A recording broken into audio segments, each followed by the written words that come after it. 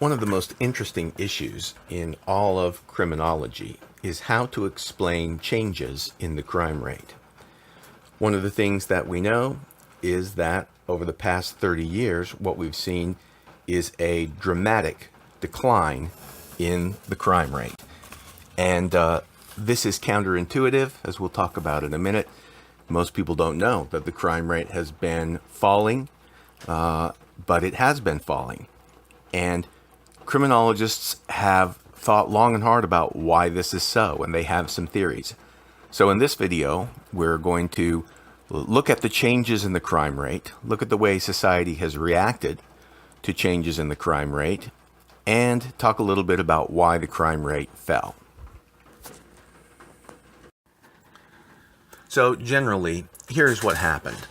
As you can see in these graphs, what you see is that crime rose steadily through the 80s, and it peaked in the early 90s, and then it began to fall precipitously.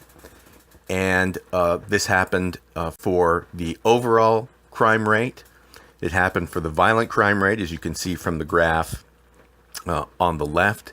It happened for the murder rate, as you can see on the graph in the center, and it happened for property crime, as you can see in the graph on the right. Here's another view of the violent crime rate from 1990 to 2016. You can see this decline here. This is from the UCR, and on this graph that fills a whole screen, you can clearly see that crime peaked in the early 90s and has fairly steadily fallen ever since. This is true nationwide. It's also true within states. Here is the index crime rate for Florida, and you can see that the red bar is the number of offenses, the raw number of crimes, and the blue is the standardized rate. And as you can see, in terms of raw numbers of crimes, there's been a decline, even though the population of Florida has gotten larger, which is why the crime rate has declined even more. So you see the same kind of time frame here, falling throughout the late 90s. This graph goes back to 97, and continually falling right up to the present. What's true for Florida is true for Jacksonville. When you get into smaller and smaller ecological units, given that the crime rate is figured in incidents per 100,000, you have fairly noisy statistics when it comes to violent crime, which of course is only about 12% of all index crime. So the violent crime seems a little bit noisier, and that's usually the case. But you can see the general trend for looking at property crime on the left side of the slide and violent crime on the right hand of the slide is that the general trend has been declining crime in the city as well. The next slide will show you what it looks like, what homicide looks like in New York City over this time period. Now here you can see two types of data superimposed. The bluish bars is the population of New York, and that corresponds to the numbers on the right y-axis. And you can see that the population has generally increased. This chart goes all the way back to 1960. And then the reddish bars constitute the number of murders for each year that the graph measures in 2-year increments. And as you can see, the peak was around 1990, and then just massive precipitous decline in the number of murders. So even while the population of New York City was rising, the number of homicides throughout the last decade of the 20th century and the first couple decades of the 21st, the homicide rate has just literally been crashing. So the murder rate has declined to the point where there are record low numbers of murders in New York lately. And here are the kind of headlines that you see here.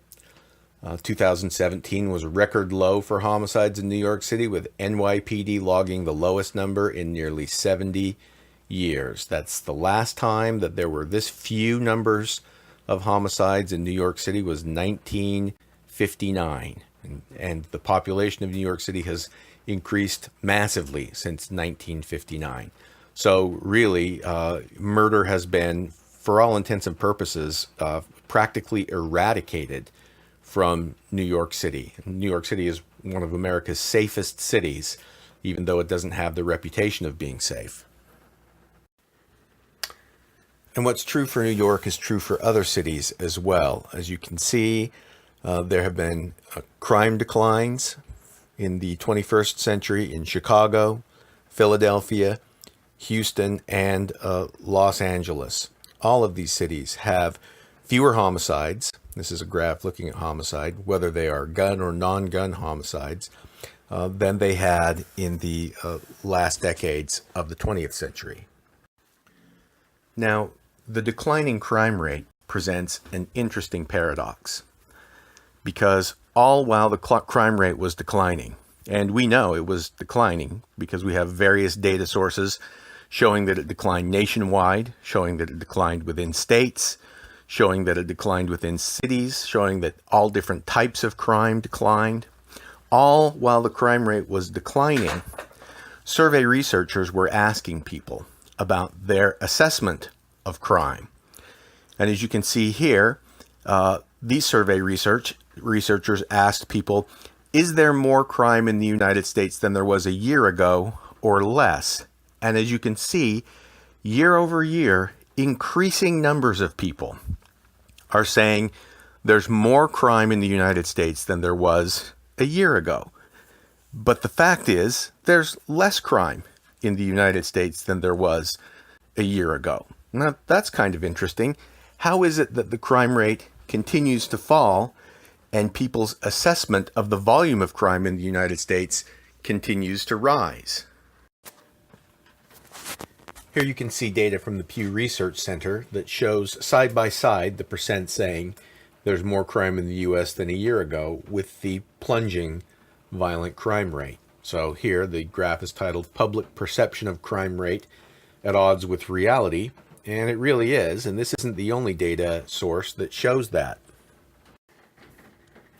Virtually every source shows this disparity between the volume of crime and people's perceptions of crime.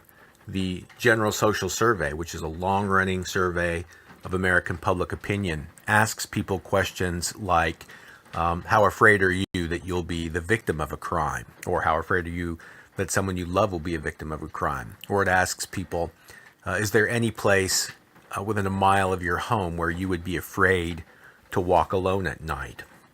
And more people are more and more worried. And this is a paradox. Crime rates are as low as they've been in a generation all over the country, but people are more afraid. Why? Why are people more afraid when crime is going down? What do you think it is? My guess is that most of you have already determined that the media is to blame. And it is. Particularly the news and the way that the news is reported. News reporting has changed dramatically just in my lifetime.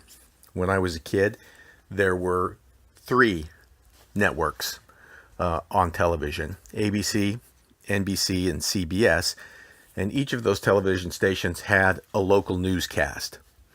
And so, PBS was there as well. But I mean, when I was a kid, there were literally 4 stations on TV. That's it. 4 stations competing for your attention, 4 television news broadcasts to tell you what is going on in your town.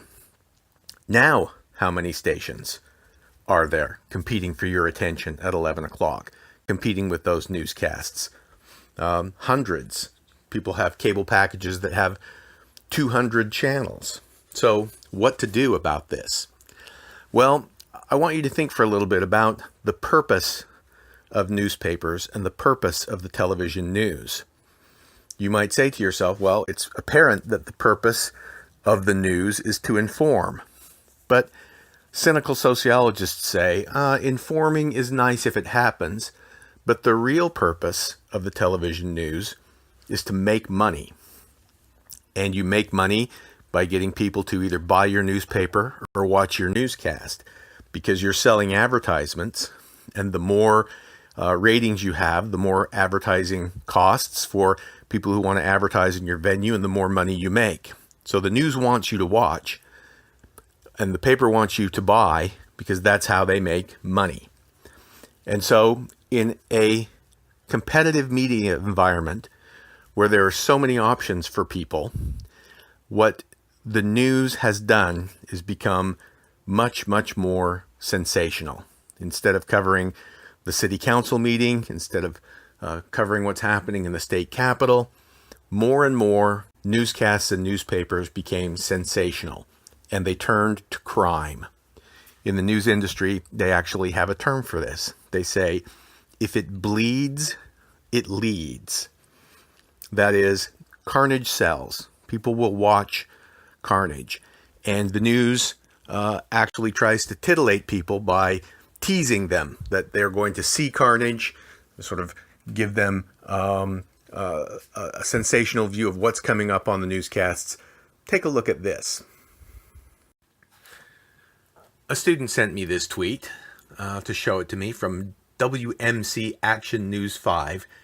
Breaking news, possible serial rapist on the loose. Hear exactly what the victims have in common in the car to watch out for at 10. Now, if they were meaning to inform or provide a public service, maybe they could just tweet what car to look out for. Maybe they could just tweet what the victims have in common. Why don't they do that? Because they're not interested in informing you. They're not interested in protecting you from a serial rapist. They're interested in you turning in at 10 so that you can watch the commercials they're going to air between segments. And that is the reason why people are increasingly afraid of crime.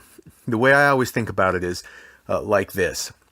Have you ever watched a sporting event, a game of some sort, and then later that night you saw the highlights of the game that you watched? Well, what kind of plays make the highlight reel? Plays that score, unusual plays, plays that change the course of the game. All right, mundane, ordinary plays, mundane, ordinary events in a game, those things never make the highlight reel. So what I'm saying to you is it's not just the sports. The entire newscast is a highlight reel. And what you see on the newscast at night is as representative of what happened in your town that day as the highlights are of the game that you just watched. It's all designed to get you in an uproar so that they can make money. And that's why people are increasingly afraid of crime, because they don't stop to think that that's what the news is doing. An interesting legacy of the old network TV system is that most major metropolitan areas still have one NBC affiliate, one ABC affiliate, one CBS affiliate. When I lived in New York City, there were local stations and they had their local newscast, and New York City has one ABC, one NBC, and one CBS affiliate. But the interesting thing is, New York City is such a huge city. It's more than twice as big as the second largest city in America. So huge that awful things happen every single day. And whenever you turn on the news in New York City, it is just a parade of the worst of humanity. Murders, sexual assaults, robberies, awful kinds of things. And just look at this comparison here. In New York City, in 2016, there were 335 homicides, more than 3 times as many in Jacksonville. With over 300 homicides, they have enough murders to put on a newscast. They can lead with a murder virtually every night. When I moved to Jacksonville, I was struck how different the news is down here. I've never lived in a place where the weather is so often the top story, because there's just not the same volume of crime as there is in New York City. But this legacy of one network affiliate for each city, for each network, belies the fact that when you standardize for population, the volume of crime really doesn't matter. Yes, it's true that there were more than 3 times as many murders in New York in 2016, but New York City's population is probably 9 times the size of Jacksonville. And as you can see, if you standardize for population, Jacksonville's murder rate is more than 3 times New York City's. That's why I thought it was interesting when I moved down here that people had stereotyped cities like Philadelphia and New York City as being particularly dangerous or particularly crime-ridden. Well, that's because of the legacy of network news, or the fact that, most cities have 1 or 2 major newspapers, and those newspapers serve much larger populations than cities elsewhere in the nation. So they have more crime to cover. Right? So I don't know if you knew, but now you do, that Jacksonville is a very high crime city, and New York City is a very safe city, but you wouldn't know that from watching the news. Crime statistics are often used for political purposes. We talked about the UCR and how sometimes it's difficult to interpret, it's difficult to know what it means, and there are plenty of politicians and stakeholders who are more than happy to mislead people with crime statistics. Let me give you an example of how that's done. This is a graph showing Jacksonville's murder rate for the past 10 years. And you can see it dropped a little bit from 2007, but from 2012 on, it's been relatively stable. I mean, you don't see much of a trend there, really. And for the past, 4 or 5 years, things have been flat. But look at the little change there from 2015 to 2016. Now, in the context of that graph, it's really not that big of a deal.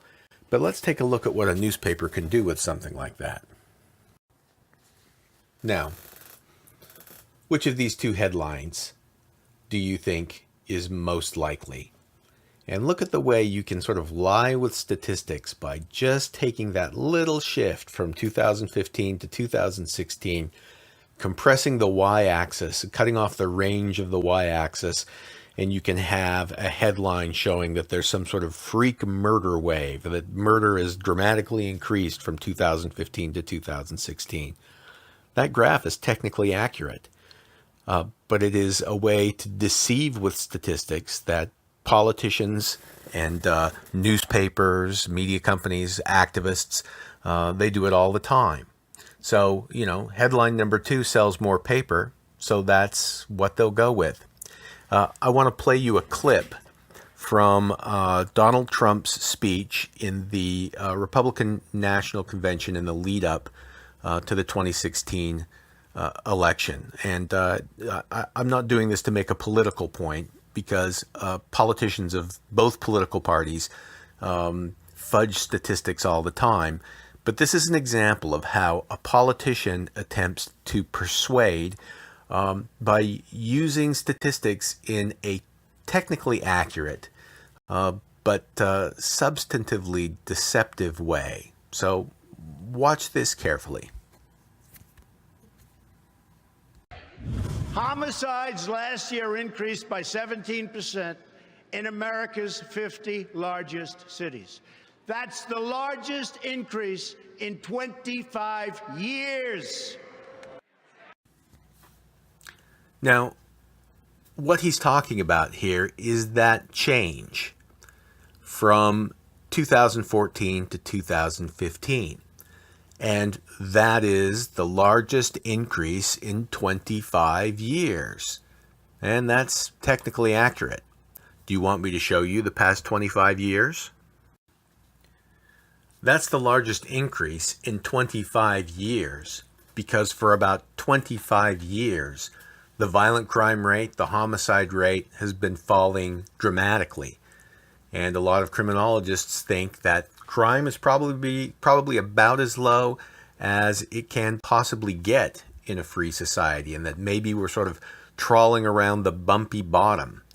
But one thing that's interesting about that little uptick that you see is that in subsequent crime statistics, it appears that that uptick reversed itself quickly.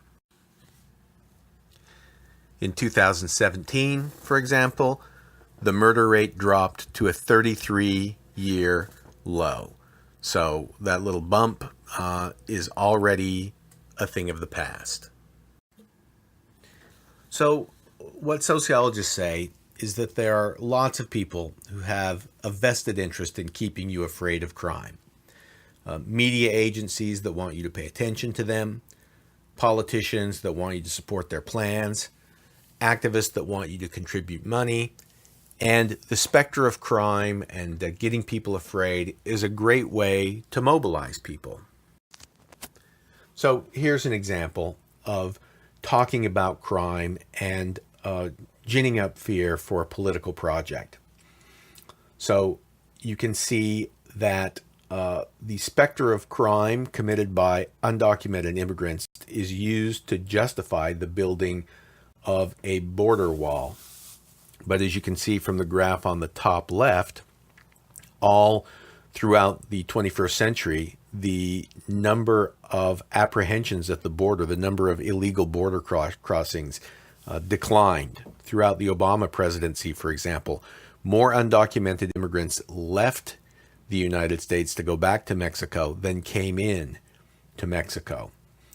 There's been some concern about drugs coming through the southern border, and drugs do come through the southern border, but if you see the graph in the bottom left, what you'll see is that the volume, according to the Border Patrol's own data, the volumes of drugs seized at the border have been steadily declining, and in 2017, the lowest year in a long time. So there are fewer people coming through the border. There are less drugs coming through the border, but you'd never know that from the political rhetoric, because that's what political rhetoric is for. It's to make you afraid and get you in line. Now, why did the crime rate fall?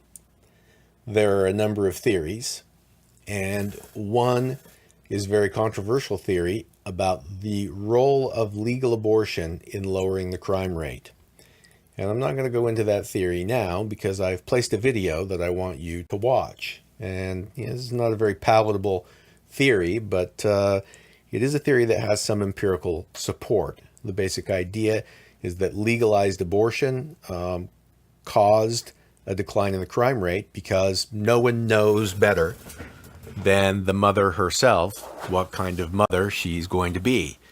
And when abortion was legal, women who realized that they were in no position to have a child, or women who were impregnated under bad circumstances, like a time in her life when maybe she was using drugs or an alcoholic or something like that, children born in those circumstances who are at great risk, a greater risk of crime than children born under better circumstances, those children were disproportionately aborted. So some people who would have grown up to be criminals were never born.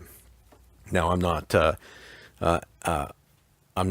necessarily a proponent of that theory, but it is a common theory, and it has been put forward in a very prominent way. And so I'm going to have you watch a video that defends that theory as a plausible one. Criminal justice policy in the United States also changed dramatically. Starting in the 80s and throughout the 90s, the United States got a lot tougher on crime. Sentences were longer, there was less probation and parole, and more people were put in prison. And what you can see here is that there was a massive jump in the incarceration rate. And the idea is that when more and more people were put into prison for longer and longer, a lot of the people who were inclined to commit crime were locked up. This is a corrections policy known as gross incapacitation. That is, people who are in their criminogenic years or people who are at risk of committing crime go to prison for a lot longer than they would have a generation ago. And of course, when they're in prison, they can't commit crimes. This is very controversial, and a lot of criminologists have looked into it. the United States has a dramatically higher incarceration rate than most of the rest of the world. Certainly a much higher incarceration rate than the first world democracies that we like to compare ourselves to, like Germany and France and Japan. So there are a lot of people in prison, and what is the evidence that this strategy of gross incapacitation works? Well, people just simply point to the correlation. Look at the rise in the imprisonment rate, that green line that's going up, and look at the coinciding drop in the various crimes, motor vehicle theft, burglary, and homicide here, depicted on the graph. And people just look at that correlation and say, that's not coincidence. It's not coincidence that we started putting more and more people in prison for longer and longer, and the crime rate began to fall, because people that were inclined to commit crimes were more likely to be remaining in prison than they were to get out and commit more crimes. Now, many, we'll talk about this later in the semester. There are a lot of sociologists that don't buy this idea, just like there are a lot of sociologists that don't buy the abortion idea. But still, these are among the leading theories. Finally, there are a number of biocriminologists that look at the change from lead pipes and leaded gasoline to an environment with a lot less lead. We discovered, much to our dismay, that lead causes brain damage, that lead exposure can lead to brain defects that can cause people to be more aggressive and prone to violence. And here you see that the dropout rate correlates closely with lead in the blood, and that the switch away from leaded gasoline coincides closely with the drop in violent crime. I'm not going to go into the particulars of this because you have a reading that I've posted that looks at the relationship between lead and crime.